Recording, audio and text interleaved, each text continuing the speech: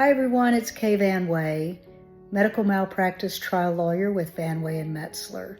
Just got home from a long day at the office and did what a lot of us do, which is I pick up my iPad to read the news.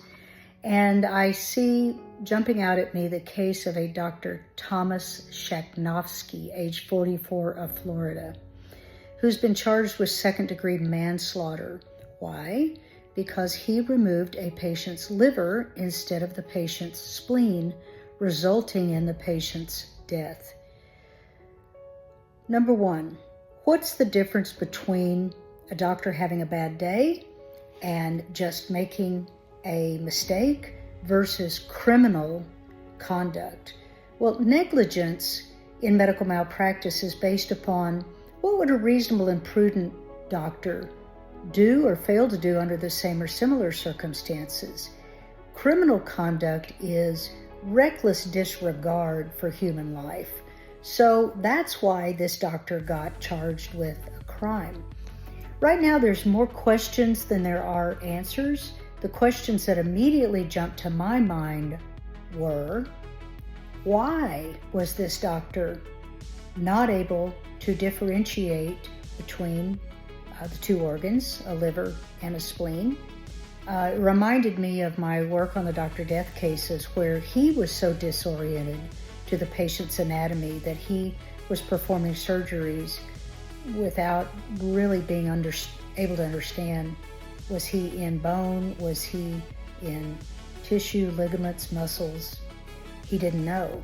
And now we know why he didn't know. It was because he was impaired.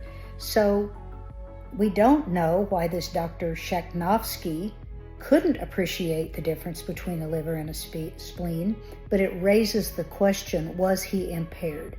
Was he impaired by virtue of mental illness, substance abuse, alcohol addiction? We don't know. The other question that it raised for me is, what was known about this doctor before this fateful day for this poor patient and his family? In my opinion, it's very unlikely that this was a great doctor one day and then the next day he can't even tell the difference between a spleen and a liver. Highly unlikely. I'm going to be watching this case, as I know you will be, and as the evidence reveals itself, I wouldn't be surprised at all if we learn that there's a long sordid story of prior hospitals or surgery centers he had been at before and had had troubling outcomes, shall we say, or that he had been in prior states and moved around from one state to the next.